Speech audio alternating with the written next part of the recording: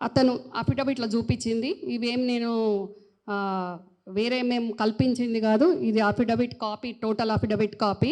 ఆయన రాజ్యసభ అయ్యే ముందు ఇచ్చింది. దీంట్లో 100 గజాల ఒకటి, 904 గజాల 2 ప్రాపర్టీసు 2009లో ఉన్నట్టు దీంట్లో చూపించిండు. వాటి వాల్యుయేషన్ ఒకటి 4,04,88,000, ఇంకొకటి 43,77,400. ఇవి ఎప్పుడు అంటే 2009లో. ఈ కాపీస్ అన్నీ మీకు ఇస్తా. దాదాపు 5 కోట్ల పైన ఆస్తులు 2009లో నేను అక్వైర్ చేసుకున్న, సెల్ఫ్ అక్వైర్ అని అఫిడవిట్లో చూపించిండు. ఇదే అఫిడవిట్లో మళ్ళీ 200 గజాల జాగా 5 లక్షల విలువైంది తీసుకున్నా అనేది అది కూడా చూపించిండు. మరి ఇట్లాంటి వ్యక్తి మరి రాజ్యసభకు అర్హుడా? ఇతనికి ఒక బాబాయ్ ఉంటాడు, గండ్ర రమణారావు అని. అతను పెద్దూరు వాసి. అతను అసలు కుదురుపాక గ్రామమే కాదు. అతనికి కూడా పట్టా వచ్చింది. ఎలిజిబుల్ కాకపోయినా, లిస్ట్లో నాట్ ఎలిజిబుల్ ఉన్న అధికారం వీళ్ళ చేతులు ఉంది కాబట్టి వాళ్ళ బాబాయ్ కూడా పట్టా తీసుకున్నాడు. అది కూడా మీకు చూపిస్తా. ఇతనికి ఒక చెల్లె ఉంది. ఆ చెల్లెకు కూడా, ఆమె కూడా మ్యారీడ్, ఆమెకు కూడా పట్టా తీసుకున్నారు. వీళ్ళ బాబాయ్ గండ్ర రమణారావు, పెద్దూరు. ఈయన నాట్ ఎలిజిబుల్ అని ఉంది లిస్ట్లో, అయినా ఈయన కూడా పట్టా వచ్చింది.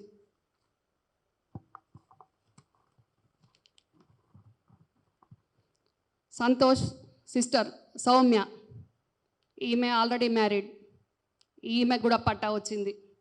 అంటే అధికారం ఉన్న ఇంట్లో ఉన్నారు కాబట్టి ఎలిజిబుల్ కాకపోయినా వీళ్ళకి పట్టాలు వస్తాయి. అదే 4,231 మంది యువతి యువకులు ఆ ముంపు గురైన గ్రామాలలో ఉంటే వాళ్ళకి ఇంతవరకు పట్టా రాదు. వాళ్ళు మాట్లాడితే వాళ్ళను కేసులు పెడతారు. వాళ్ళని పండగ లేదు, మంచి లేదు, చెడ్డ లేదు, కత్తులతోటి ఓడుస్తామంటారు, హాస్పిటల్లో పాలు చేస్తారు. మరి అధికార దుర్వినియోగం ఏ రకంగా చేస్తున్నారు ఈ గవర్నమెంట్ వచ్చినాక అని చూపించడానికే నేను ఇవి మీ కాపీస్ చూపిస్తున్నా. మరి ఇట్లా 200 గజాల జాగలను కూడా పోనీయకుండా అధికారం వచ్చినాక, అధికారం రాకముందు 2009లోనేమో ఈ ఆస్తులు ఉంటాయి సంతోష్కి, 2009లో. 2013లో ఈ పార్ట్నర్షిప్ డీడీలు గ్రానైట్కి సంబంధించి నా పట్టా ల్యాండ్ పక్కకు. మరి ఏ రకం ఎన్ని అక్రమాస్తులు ఉన్నాయి? ఇప్పుడు కనిపించేదే మనకి ఇన్ని ఉన్నాయి. ఇక అసలు ఇంకా కనిపించని ఎన్ని ఉన్నాయి? ఇంకా మీకు అఫిడవిట్లో చూపిస్తా. ఆయన మెన్షన్ చేసిన ప్రాపర్టీలు చూస్తే మన కళ్ళు గిర్రు మంది తిరుగుతాయి. ఎండకు కాదు, ఆయన ఆస్తులు చూసి కళ్ళు గిర్రు మంది తిరిగే పరిస్థితి ఉంది. ఆ రకంగా అసలు ఎన్ని బ్యాంకుల్లో ఇన్వెస్ట్ చేసిండు, ఎంతమంది మీద ఇన్వెస్ట్ చేసిండు ఏందనేది టోటల్ ఇంత ఉంది. అప్పుడే 2018లో అఫిడవిట్లో చూపించినవి ఎన్ని ఉన్నాయంటే అసలు చూపించనివి ఎన్ని ఉన్నాయి, ఇప్పుడు ఎన్ని ఉన్నాయి, అసలు లెక్క గట్టలేని ఉన్నాయి. చిన్న చిన్న అధికారుల మీద కక్షపూరితంగా వాళ్ళను ఇబ్బందులు పెడతా ఉన్నారు. కానీ మరి ఇట్లాంటి వాళ్ళను మరి రాష్ట్ర ప్రభుత్వమే ఈయన షాడోగా ఉన్నాడు. రాష్ట్ర ప్రభుత్వం ఏం చేయలేదు ఈయనను. మరి కేంద్ర ప్రభుత్వం ఎందుకు స్పందించట్లేదు? నేనే చిన్న ఉదాహరణ, మొన్న మా కరీంనగర్కి వెళ్ళినప్పుడు ఒక్కటే 1 నిమిషం నేను కార్లో పార్కింగ్ ప్లేస్లో కాకుండా రోడ్డు మీద కార్లో ఆగి ఉన్నా. ఒక్కటే నిమిషంలో ట్రాఫిక్ పోలీసు వాళ్ళు వచ్చి ఫోటో కొట్టి, మేడం కార్ పార్కింగ్లో ఇక్కడ ఉన్నది. మరి చిన్న వాటికి దానికి మనం అప్రిషియేట్ చేయాల్సిందే. చిన్న వాటికి స్పందిస్తున్న కొన్ని డిపార్ట్మెంట్స్ మరి ఆధారాలతోటి ఇట్లా చూపిస్తూ ఉంటే ఎందుకు స్పందించట్లేదు? మరి ఇంకా అసలు ఎంతమంది నాలాంటి వాళ్ళని ఇబ్బంది పెడతా ఉంటారు? మరి ఈయన అరాచకాలకు, అక్రమాలకు, దురాఘాతాలకు బుల్స్టాపే లేదా? మరి మీకు అందరికి తెలుసో తెలియదో, ఇక్కడ రాష్ట్ర ప్రజలకు కొందరికి తెలుసు తెలియదు, కానీ తెలియాల్సిన అవసరం ఉంది. ఏజీపీ రామచందర్రావు కూడా సంతోష్ వైఫ్కి మీనమామ, సంతోష్కు దగ్గర బంధువు. వాళ్ళ పనులన్నీ చక్కబెట్టుకోవడానికి, చేయించుకోవడానికి, ఎక్కడెక్కడైతే భూ కబ్జాలు చేస్తున్నారో అవన్నీ కూడా చట్టపరంగా క్లియరెన్స్ తీసుకోవడానికి ఏజీపీ రామచందర్రావు గారిని వాళ్ళు ఉద్దేశపూర్వకంగా నియమించుకున్నారు. మనకు తెలిసినవి కొన్ని, ఇంకా తెలియని వాళ్ళు చాలా చాలా డిపార్ట్మెంట్లో చాలా చాలా చోట్ల ఆయన ఇష్టం ఉన్న వాళ్ళని ఇష్టం ఉన్న ప్రతి డిపార్ట్మెంట్ వాళ్ళను ఆయనకు అనువుగా ఉండేటట్టు, ఆయనకు అనువుగా పనిచేసేటట్టు ఆయన పెట్టేసుకున్నాడు ఎక్కడికక్కడ.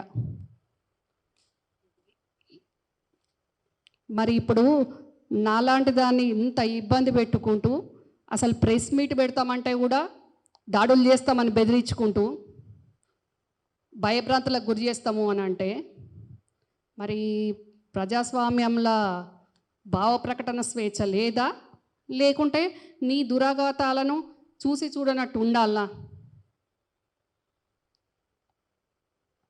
మరి ముఖ్యమంత్రి గారి ప్రెస్ మీట్ ద్వారా తక్షణం కేటీఆర్ కూడా తక్షణం స్పందించాల్సిన అవసరం ఉంది. ముంపు గ్రామాల ప్రజలకు న్యాయం చేయాలి.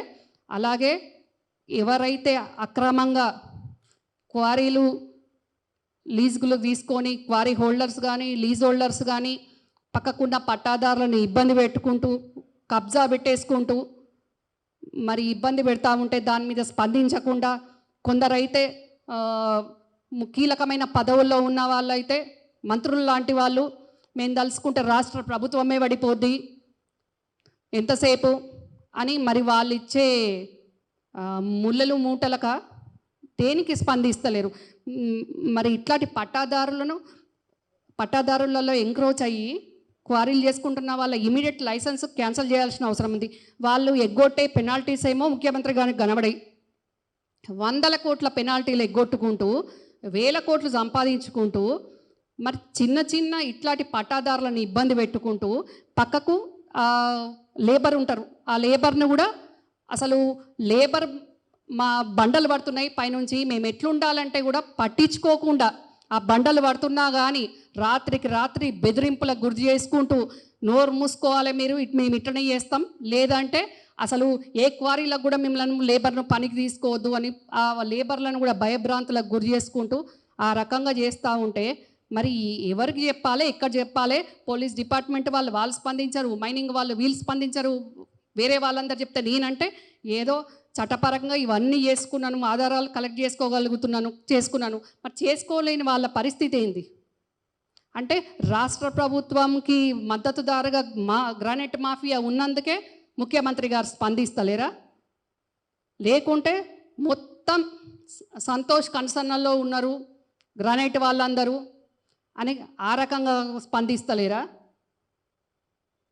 మరి తెలంగాణ వాళ్ళకు పని ఇవ్వకుండా ఎక్కడనో లేబర్ను తెచ్చిపెట్టి వాళ్ళ కన్సర్న్లలో పెట్టుకుంటూ మళ్ళీ తమిళనాడు ఎంపీలను, తమిళనాడు లీడర్లను, తమిళనాడు ఇండస్ట్రియలిస్టులను వాళ్ళ పేర్ల మీద వాళ్ళను బినామీలు ఉంచుకుంటూ ఆ ఆధారాలన్నీ కూడా ఇప్పుడే నేను సెంట్రల్కి వెళ్ళొచ్చాక మళ్ళీ ఒకసారి ప్రెస్ మీట్ ఇక్కడనే పెట్టి అవి కూడా అందిస్తాను.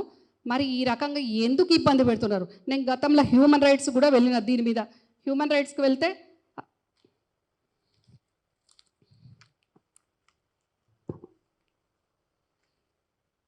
వీళ్ళు చేసే దురాఘాతాలకు 2015లో నేను హ్యూమన్ రైట్స్ కూడా వెళ్ళాను. హ్యూమన్ రైట్స్కి వెళ్తే హ్యూమన్ రైట్స్ జడ్జి గారు మా కరీంనగర్ ఎస్పీకి ఎంక్వైరీ చేయమనంటే ఆయన సంతోష్కు తొత్తుగా ఇది సివిల్ మ్యాటర్ అని ఆయన ఇచ్చిండ్రు. మా కరీంనగర్ ఎస్పీ ఇచ్చింది కూడా మీకు చూపిస్తాను. మరి అధికారులు కూడా ఈ రకంగా వ్యవహరిస్తుంటే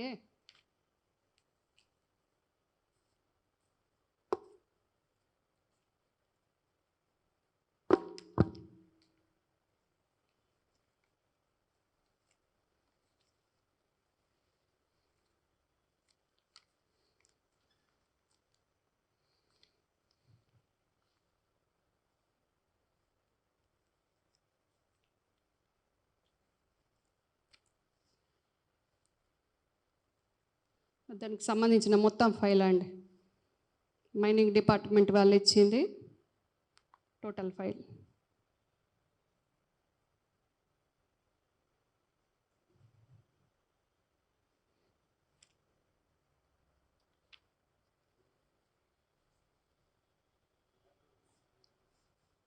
రీసెంట్గా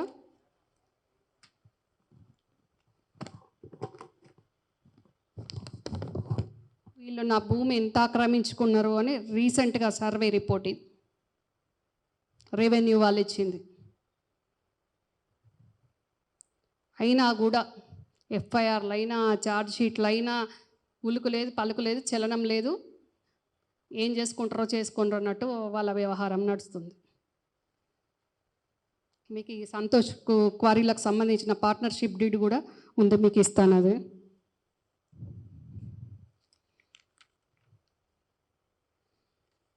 రిమూవ్ చేయండి అని కలెక్టర్ వాళ్ళు వీళ్ళందరూ ఇచ్చింది కూడా ఉంది, కలెక్టర్ కార్యాలయం నుంచి కూడా.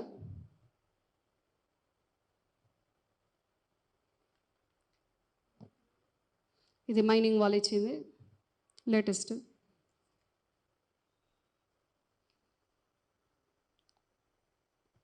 నేను అప్పుడు గతంలో ధర్నా కూడా చేయడం జరిగింది, నా జాగాను కబ్జా చేస్తున్నారు అని 2015లో. అసలు ఎంత దారుణము అంటే జాయింట్ స్టేట్లో ఉన్నప్పుడు ఈ క్వారీలకు అన్ని అనుమతులు ఇచ్చిండ్రు. ఇప్పుడు నా జాగా పక్కకున్న గుట్ట పీరిల గుట్ట, మైనారిటీలు దైవంగా భావించే పీరిల గుట్ట. అప్పుడు ఆంధ్ర వాళ్ళు జాయింట్ స్టేట్ ఉన్నప్పుడు అనుమతులు వస్తే ఇప్పటికి కూడా ఆ గుట్టను పగులగొడుతూనే ఉన్నారు. ఎవరన్నా వెళ్ళి ఇది మా గుట్ట చేయకండి, ఇప్పుడు తెలంగాణ వచ్చింది ఆపండి అంటే 5,000కి 5,000, 10,000కి 10,000, వాళ్ళ లెవెల్ను బట్టి 50,000కి 50,000 వాళ్ళ జేబుల్లో పెట్టుకుంటూ ఈ గుట్టల్ని ఇట్లా పగలగొట్టుకుంటూ ఇగుండే నా ల్యాండ్ ఇట్లా పోసుకుంటూ నేను ధర్నా కూడా చేయడం జరిగింది. ఆ తర్వాత హ్యూమన్ రైట్స్కి వెళ్ళిన, మీకు కాపీ చూపించిన. ఆ తర్వాత మా జిల్లా ఎస్పీ శివకుమార్ ఉండే అప్పుడు ఆయన ఇచ్చిండు, ఇది సివిల్ మ్యాటర్ అని. ఈ రకంగా ఉంది సివిల్ మ్యాటర్ అని. హ్యూమన్ రైట్స్ జడ్జి అడిగితే ఇట్లా ఇస్తారు కాపీసు, మళ్ళీ ప్రతి దాంట్లో వాళ్ళు వీళ్ళకి సపోర్ట్గా ఉంటారు.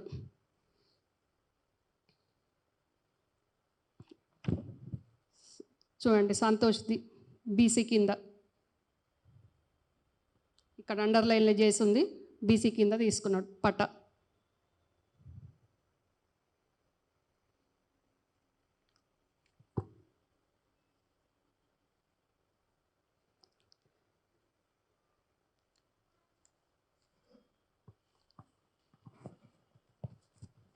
ఇవన్నీ కూడా ఈ 2 నెలల కాలంలో లేటెస్ట్గా కరీంనగర్ జిల్లాకు సంబంధించిన క్వారీలకు సంబంధించి, అందులో ఇవన్నిట్లో కూడా సంతోష్ బినామీలు ఎంతమంది ఉన్నారు, సంతోష్ షేర్ ఎంత ఉంది అనేది మొత్తం దీంట్లో డాటా ఉంది. నేను ఇది ఢిల్లీలో వచ్చాక అంతా చూపిస్తాను. ఇది జయశంకర్ భూపాలపల్లె, అంటే ఉమ్మడి కరీంనగర్ జిల్లా కిందకి కొంచెం వస్తుంది కాబట్టి ఇది వాళ్ళు కూడా పంపించిండ్రు నాకు. ఇది కరీంనగర్ది, ఇది రాజన్న సిరిసిల్ల జిల్లాది, ఉమ్మడి కరీంనగర్ జిల్లా కాబట్టి నేను ఉమ్మడి కరీంనగర్ జిల్లాకు సమాచారం కావాలని అడిగితే వాళ్ళు ఇవ్వడం జరిగింది. ఇది సిద్దిపేటది కూడా కొన్ని బార్డర్లో ఉంది కాబట్టి కొన్ని మా కరీంనగర్ ఉమ్మడి జిల్లా కిందకి వస్తాయి కాబట్టి వాళ్ళు కూడా పంపించారు.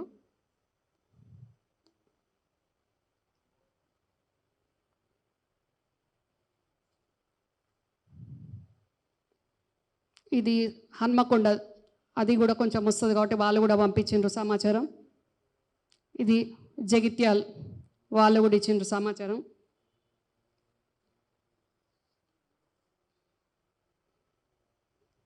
ఇది పెద్దపల్లి వాళ్ళు. ఇంతమంది క్వారీలకు సంబంధించి ఇలా సంతోష్ బినామీలు ఎంతమంది ఉన్నారో, సంతోష్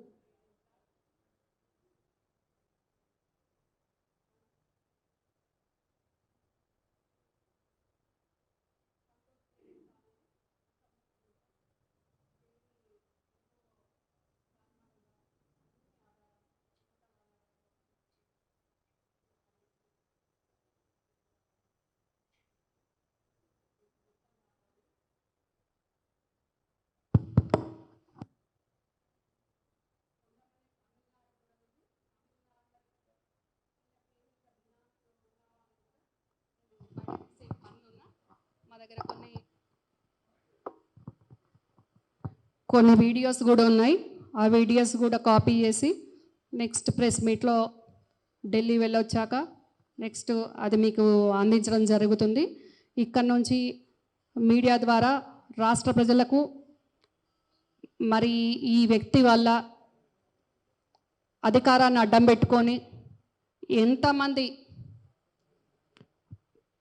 జాగాలు ఉన్న వాళ్ళకి, గ్రామస్తులకి ఈ క్వారీలు ఎక్కడెక్కడైతే ఉన్నాయో తెలంగాణలో అక్కడ కొన్ని వేల కుటుంబాలు ఇబ్బందులు పడుతూ ఉన్నారు. వాళ్ళ ఇబ్బందులు తొలగే విధంగా ఎవరైతే పన్నులు ఎగ్గొట్టుకుంటూ వేల కోట్లు సంపాదించుకుంటూ ప్రభుత్వానికి లెక్కలు సరిగా చూపించకుండా ఉన్న దుర్మార్గుల లీజులు, క్వారీ లీజులన్నీ తక్షణమే క్యాన్సిల్ చేయాలి, వాళ్ళ లైసెన్సులు రద్దు చేయాల్సిందిగా నేను ముఖ్యమంత్రి గారికి విజ్ఞప్తి చేస్తున్నా, డిమాండ్ చేస్తున్నా. తక్షణమే దీని మీద ముఖ్యమంత్రి గారు ఎవరైతే 2007లో నేను కొనుక్కుంటే ఇప్పటికీ 15 సంవత్సరాల నుంచి నన్ను ఇబ్బంది పెడుతున్న సంతోష్ అండ్ టీం, ప్రదీప్ రెడ్డి, తక్షణమే ప్రదీప్ రెడ్డి అండ్ సంతోష్ వాళ్ళ క్వారీస్ ఎక్కడెక్కడైతున్నాయో వాటిని అన్నిటినీ కూడా క్యాన్సిల్ చేయాల్సిన అవసరం ఉంది.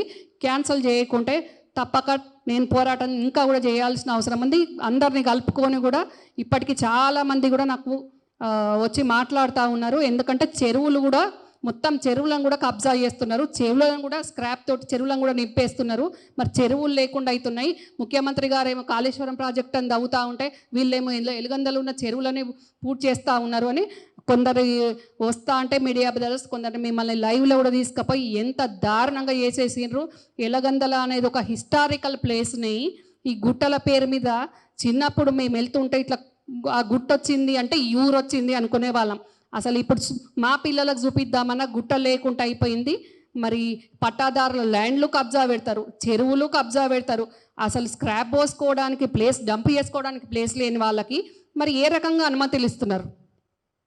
మైనింగ్ డిపార్ట్మెంటు రాష్ట్ర ప్రభుత్వంలో భాగమే. మరి ముఖ్యమంత్రి గారు చూడాలి కదా దాని మీద. చిన్న చిన్న వాటికి స్పందించి చిన్న చిన్న వాటికి కేటీఆర్ ఇమీడియట్ రియాక్ట్ అవుతారు, ముఖ్యమంత్రి గారు అవుతారు. మరి ముఖ్యమంత్రి గారికి ఎవరికి ఇష్టం లేకుండా వాళ్ళ మీద ఇమీడియట్ పోర్ట్ఫోలియోలు కూడా వీకేసే పవర్ ఉంది, సత్తా ఉన్న పెద్ద మనిషి. మరి ఇప్పుడు మరి మా జిల్లాకు సంబంధించిన వాళ్ళు ఎంతమంది ఇట్లాంటి దురాగతాలు, దుర్మార్గాలు చేస్తూ ఉంటే మరి ఎందుకు స్పందిస్తలేరని నేను అడుగుతున్నాను. తక్షణమే దీని మీద స్పందించకుంటే మాత్రం నేను డెఫినెట్గా ఈ ఆధారాలన్నిటితోటి కూడా నేను ఢిల్లీకి వెళ్తా.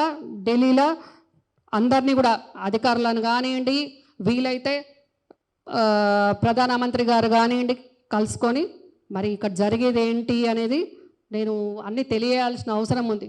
ఎందుకంటే మరి ఓట్లు వచ్చినప్పుడు ఒక రకంగా, అవసరం తీరినాక ఇంకొక రకంగా అన్నట్టు మళ్ళీ ఎలక్షన్స్ వస్తున్నాయి అనేసరికి మళ్ళీ కూడా ఇంకా కూడా ప్రజలను మభ్యపెట్టే విధంగా ఈ రకంగా ఉంటే మరి ఏంటి అసలు ఏమవుతుంది? ఇంకా కూడా ఇప్పటికైనా పార్టీలకు అతీతంగా ఈ క్వారీలకు సంబంధించి అక్కడ జరుగుతున్న దురాగతాల గురించి ప్రతి పార్టీ నాయకుడు కూడా స్పందించాల్సిన అవసరం ఉంది. మా జిల్లా కాదు మాకేంది అని అనుకోవాల్సిన అవసరం లేదు. ప్రతిపక్షాలు ఉన్న నాయకులకు కూడా దీని మీద తప్పకుండా బాధ్యత ఉంటుంది. అందరు నాలాగా బయటికి రాలేకపోవచ్చు, మాట్లాడలేకపోవచ్చు, వాళ్ళ ఇబ్బందులు వాళ్ళకు ఉంటాయి, మరి వాళ్ళకి ప్రాణహానులు కూడా ఉన్నాయి. ఇప్పుడు నాలాంటి దాన్ని దాడులు చేస్తాము అని సమాచారం ఇప్పిస్తుంటే పుట్టినప్పుడు ఒకదాన్నే పోయేటప్పుడు ఒకదాన్నే అని నాకేం భయం లేకుండా నేను తెలియజేయాల్సిన అవసరం ఉంది కాబట్టి నేను వచ్చి మాట్లాడగలుగుతున్నా. కానీ అందరు మాట్లాడలేకపోవచ్చు. అంటే ఇట్లా ఎకరాలు ఉన్నోళ్ళు, గుంటలు ఉన్నోళ్ళు ఈ క్వారీ వాళ్ళ కింద కథమైపోవాల్సిందేనా? ఎంత అన్యాయం! దీని గురించి అసలు ఎందుకు మాట్లాడతలేరు ఎవరు? అసలు ఎవరికి చెప్పినా కూడా ముఖ్యమంత్రి గారిని గెలవనియరు. ఎవరైనా గ్రామస్తులు పోదామంటే మాట్లాడనియరు, తెలియనియరు, చెప్పనియరు. అందరికేమో ఇట్లా హైదరాబాద్ వచ్చి ప్రెస్ మీట్ పెట్టుకునే అవకాశం ఉండదు, తెలియదు వాళ్ళకు. హాయ్ ఫ్రెండ్స్, మా టుడే టుమారో యూట్యూబ్ ఛానల్ చూస్తున్నందుకు చాలా థ్యాంక్స్. మరిన్ని లేటెస్ట్ వీడియోస్ కోసం వెంటనే సబ్స్క్రైబ్ చేయండి. అలాగే ఈ బెల్ని కూడా రింగ్ చేసేయండి. మా నోటిఫికేషన్స్ అన్ని మీ మొబైల్లో వస్తాయి. అలాగే మా వీడియోస్ మీకు నచ్చితే లైక్ చేయండి, షేర్ చేయండి, నచ్చకపోతే కామెంట్ చేయండి.